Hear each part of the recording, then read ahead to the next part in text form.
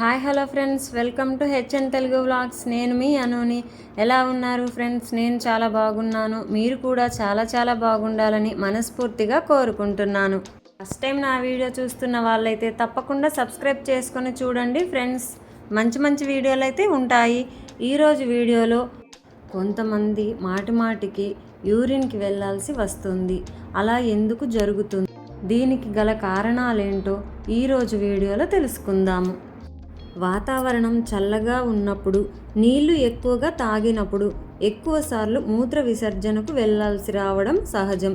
కానీ ఇది మరీ మితిమీరితే మాత్రం నిర్లక్ష్యం చేయవద్దని చెబుతున్నారు. ఎందుకంటే ఒక్కోసారి అది ఇతర అనారోగ్య కారణాలకు కూడా సూచన కావచ్చని హెచ్చరిస్తున్నారు.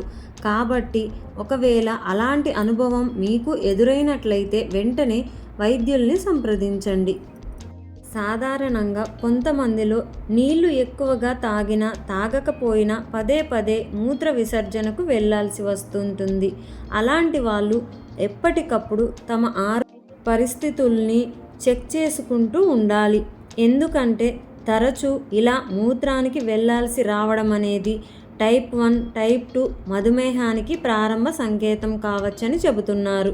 అందుకే ఇలాంటి సంకేతాలు కనిపిస్తే నిర్లక్ష్యం వహించకుండా అసలు మధుమేహం ఉందో లేదో పరీక్ష చేయించుకోవాలని హెచ్చరిస్తున్నారు. మరొకటి, ఇన్ఫెక్షన్ కూడా కారణమేనని చెబుతున్నారు. మూత్ర వ్యవస్థలో ఏర్పడే ఇన్ఫెక్షన్లు కూడా పదే మూత్ర విసర్జనకు వెళ్లాల్సి రావడానికి ఓ కారణమేనని చెబుతున్నారు. సాధారణంగా పురుషులతో పోల్చితే ఇలాంటి ఇన్ఫెక్షన్లు మహిళల్లోనే ఎక్కువట. అయితే దీంతో పాటు కొంతమందికి యూరిన్లో మంట, రక్తస్రావం కావడం వంటివి జరుగుతుంటాయి.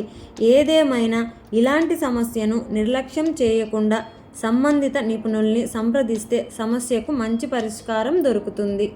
మరొకటి, మూత్రపిండాలలో రాళ్ళు ఉన్నప్పటికీ ఇలా ఉంటుందట. సాధారణం కంటే ఎక్కువసార్లు మూత్ర విసర్జనకు వెళ్లాల్సి వస్తుందంటే ఒక్కోసారి మూత్రపిండాల్లో రాళ్ళు ఏర్పడడం వల్ల కూడా ఇలా కావచ్చని చెబుతున్నారు. కొంతమందిలో ఇవి నొప్పిని కూడా కలుగజేస్తాయట. ఇలాంటి ప్రాబ్లం గర్భిణీల్లో కూడా కనిపిస్తుందట. గర్భం ధరించిన సమయంలోనూ పదే మూత్ర విసర్జనకు వెళ్లాల్సి వస్తుంటుంది. కడుపులో బిడ్డ ఎదుగుతున్న కొద్దీ గర్భాశయం పెరిగి మూత్రాశయంపై ఒత్తిడి పడుతుందట. తద్వారా కొంతమందిలో సాధారణం కంటే ఎక్కువసార్లు మూత్ర విసర్జన అయ్యే అవకాశం ఉంటుందని చెబుతున్నారు. ఈ క్రమంలో ఇతర అసౌకర్యాలు ఏమైనా ఉన్నట్లయితే నిర్లక్ష్యం చేయకుండా వైద్యులను సంప్రదించడం మంచిది. మరికొన్ని కారణాలు: కెఫిన్ ఎక్కువగా ఉండే పానీయాలు, కొన్ని రకాల మందుల కారణంగా కూడా మూత్ర విసర్జన ఎక్కువసార్లు అయ్యే అవకాశం ఉంటుందని చెబుతున్నారు. ఆందోళన మరియు ఒత్తిళ్లు కూడా కొందరిలో అతిమూత్ర విసర్జనకు కారణమవుతాయట. అయితే ఇలా పదే మూత్ర విసర్జనకు వెళ్లాల్సి రావడంతో పాటు మూత్రంలో రక్తం కనిపించడం, దుర్వాసన, అలసటగా అనిపించడం, జ్వరం, వాంతులు, పొత్తి కడుపులో నొప్పి, ఆకలి, దాహం ఒక్కసారిగా పెరిగిపోవడం, ఒక్కసారిగా బరువు తగ్గిపోవడం వంటి లక్షణాలు కనిపిస్తే మాత్రం ఆలస్యం చేయకుండా సంబంధిత నిపుణుల్ని సంప్రదించడం మంచిది. ద్వారా వారు అసలు సమస్య ఏంటో పరీక్షించి తగిన చికిత్సను సూచిస్తారు.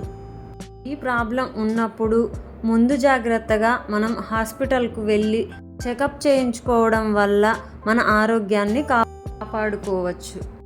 ఈరోజు వీడియో మీకు నచ్చినట్లయితే ప్లీజ్ లైక్ చేయడం మాత్రం మర్చిపోకండి ఫ్రెండ్స్. షేర్ చేసి సబ్స్క్రైబ్ చేసుకోండి ఫ్రెండ్స్.